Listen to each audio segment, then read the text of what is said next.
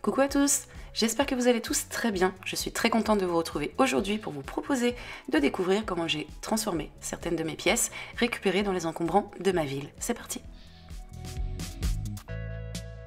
Je commence cette vidéo avec ce vieux tiroir que je stocke depuis un sacré moment.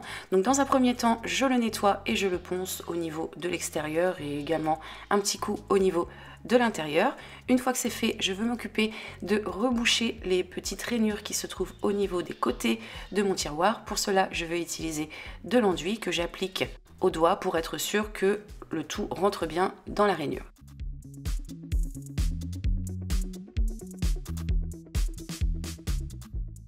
Une fois mon enduit posé, je laisse sécher pendant plusieurs heures de façon à ce que ma pâte soit bien dure pour pouvoir ensuite la poncer. Une fois que j'ai fait mon premier côté, je répète l'opération de l'autre côté puisque j'ai deux rainures sur mon tiroir.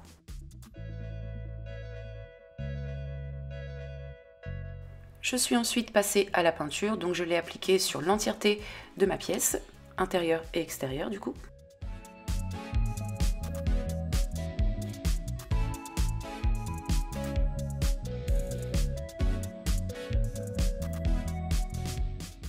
Voici le résultat obtenu. Je vais maintenant mesurer la longueur de l'intérieur de mon tiroir. Et avec ces dimensions, je vais découper un petit morceau de planchette comme celle-ci, qui est également un morceau de bois de récup. Ce morceau de bois, je le peins avec la même couleur que j'ai utilisée pour peindre mon tiroir, que je vais venir fixer à l'intérieur. Donc avant de fixer, je fais des avant-trous sur les côtés. J'en réalise deux de chaque côté. Et une fois qu'ils sont percés, je vais pouvoir placer ma planche à l'intérieur du tiroir pour pouvoir les fixer avec des vis. Une fois que j'ai fait ça, cette pièce, je la mets de côté pour le moment et je m'en vais chercher deux vieux pieds que j'avais récupérés sur une table également de récup.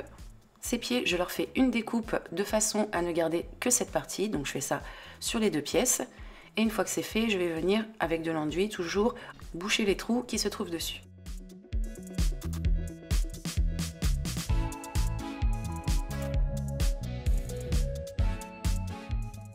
Une fois que c'est bouché, je laisse sécher une fois de plus pendant plusieurs heures et après je peux passer au ponçage. Je passe ensuite à la peinture. Une fois de plus, j'ai utilisé le même coloris.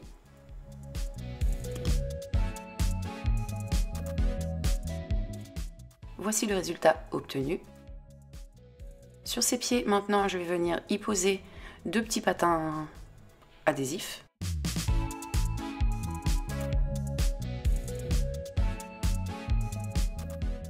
Et maintenant que mes pieds sont terminés, je vais pouvoir les coller sur mon tiroir et pour cela, j'utilise une colle à bois.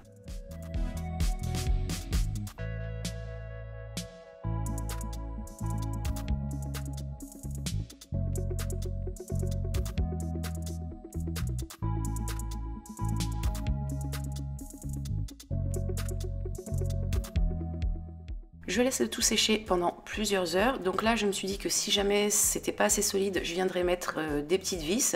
Mais finalement, ça a tenu. Donc du coup, il ne me restait plus qu'à retourner mon tiroir. Et voici le résultat.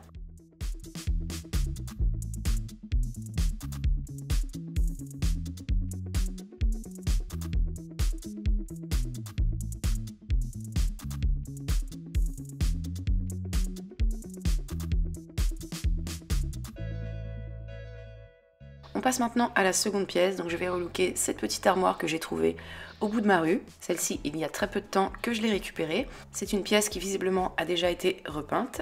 Donc dans un premier temps, je commence par enlever les portes ainsi que les tiroirs. Après ça, je passe au ponçage. Donc au niveau du ponçage, je comptais juste passer un petit coup pour enlever le plus gros de la peinture, mais finalement, elle ne tenait pas, elle s'est fortement écaillée, ce qui a fait que j'ai été obligée de l'enlever complètement parce que ça faisait pas propre. Une fois mon ponçage terminé, je suis passée à la peinture. Donc là, j'ai utilisé un espèce de rose mauve très clair. Donc là, c'est pas moi qui ai choisi la peinture, c'est la personne qui va récupérer cette armoire qui l'a choisie. Voici le résultat obtenu. Donc j'ai peint, comme vous pouvez voir, l'ensemble de ma pièce, sauf la partie tiroir que je trouvais inutile de peindre. Cette pièce, je vais pour le moment la mettre de côté et je vais m'occuper des tiroirs. Les tiroirs ont eux aussi été entièrement nettoyés et poncés. Je les ai ensuite entièrement peints, sauf au niveau de l'intérieur.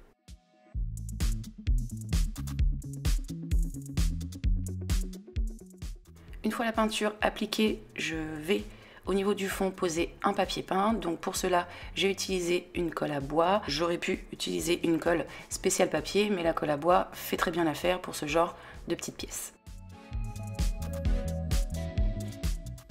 J'ai utilisé ce papier trouvé chez Action pour 7 €, il me semble, le rouleau.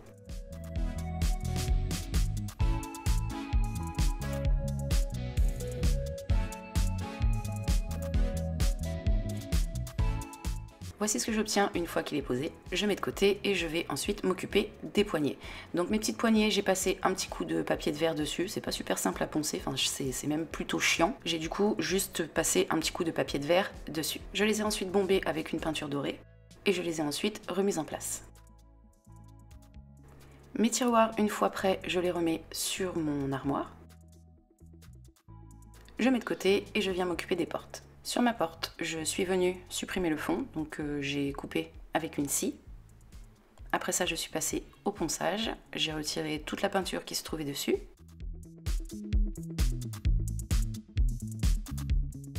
Voici le résultat obtenu et ensuite je suis passée à la peinture. Une fois de plus, j'ai utilisé la même teinte.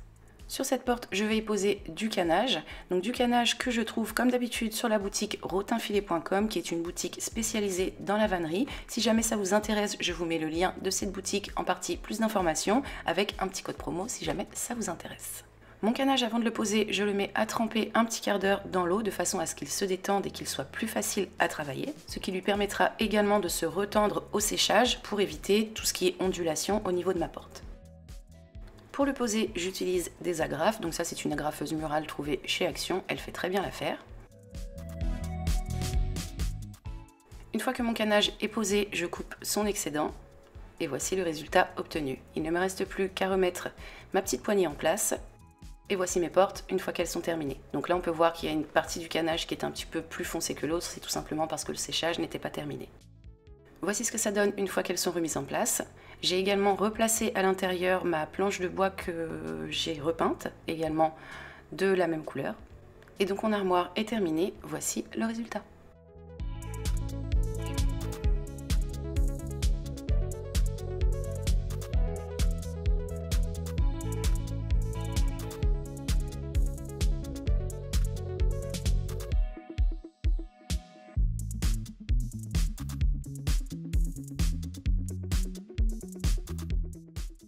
On poursuit maintenant avec cette pièce que j'ai longuement hésité à vous poster parce que c'est un échec. Vous verrez à la fin que finalement j'ai pas pu en faire grand chose. C'est un meuble qui, je pense, a pris énormément l'humidité parce qu'il ne tient quasiment plus. Donc ce que j'ai fait dans un premier temps, c'est que j'ai supprimé la planche du haut qui est complètement gondolée. C'est ce qui me fait dire qu'elle a pris l'eau.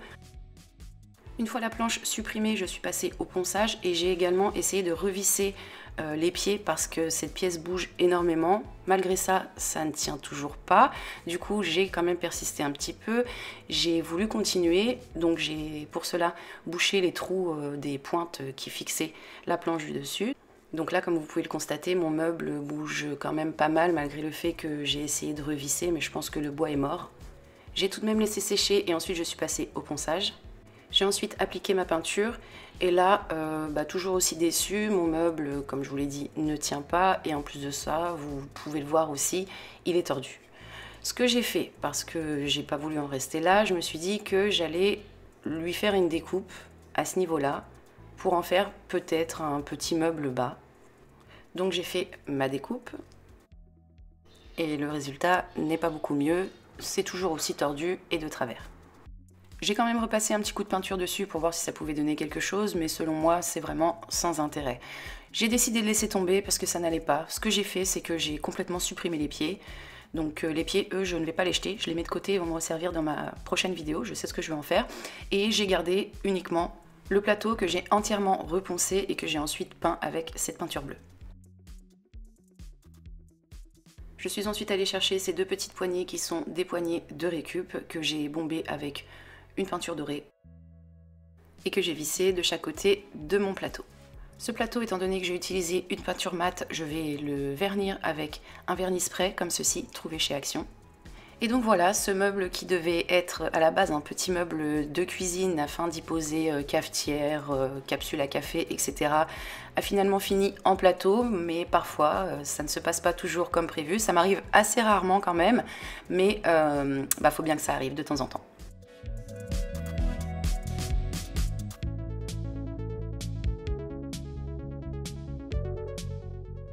On continue et termine cette vidéo avec cette toute petite pièce que je commence dans un premier temps par nettoyer et qu'ensuite je ponce entièrement.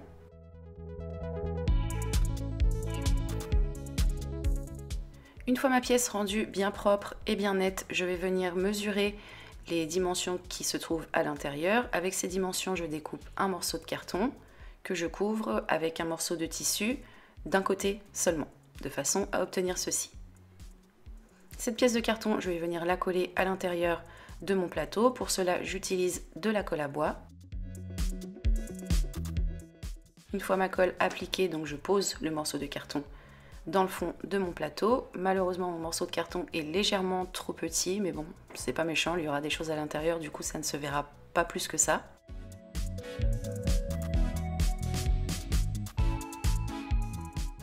Voici ce que j'obtiens une fois que le morceau de carton est posé. Je continue avec des pics en bois. Ce sont des pics à brochettes trouvés chez Action, mais que l'on peut trouver n'importe où. Je colle ces morceaux autour de mon plateau au niveau de l'extérieur en les espaçant d'environ 2 cm à chaque fois. Une fois que c'est collé tout autour, voici le résultat obtenu. Je poursuis avec de la corde de jute. Je vais coller l'extrémité de cette corde au niveau d'un de mes bâtons, donc celui qui est au bord.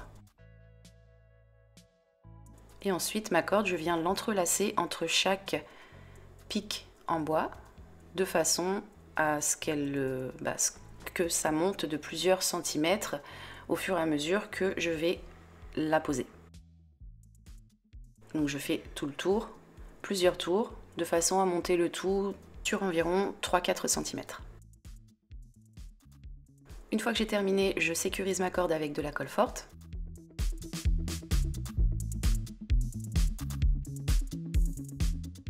Je viens ensuite couper mon excédent de pic en bois. Donc mes chutes de bois, je ne les jette pas, elles sont suffisamment longues pour que je puisse les réutiliser ultérieurement. Donc je les mets de côté. Voici le résultat obtenu une fois que ma corde est posée. À ce niveau-là, donc au niveau du bas, je vais venir masquer également, mais cette fois-ci avec du raffia tressé, trouvé toujours sur la boutique rotinfilet.com, que je vous mettrai en barre d'informations également. Cette corde, je la colle avec de la colle forte. Je fais tout le tour avec jusqu'à ce que j'ai complètement camouflé ce que je veux recouvrir.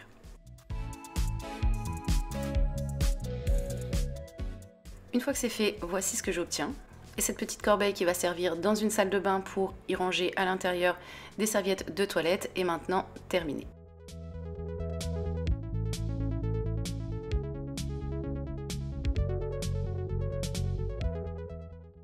Et donc on va avoir fini pour aujourd'hui, cette vidéo est maintenant terminée. Comme d'habitude, j'espère qu'elle vous a plu et qu'elle va peut-être vous être utile pour vos projets de bricolage. N'hésitez pas à me laisser en commentaire votre avis, je serais ravie de savoir ce que vous en avez pensé. Vous pouvez également liker et partager cette vidéo si vous le souhaitez. Moi je vous retrouve très bientôt pour vous proposer de nouvelles idées et en attendant, comme d'habitude, je vous fais tout plein de bisous. Bye!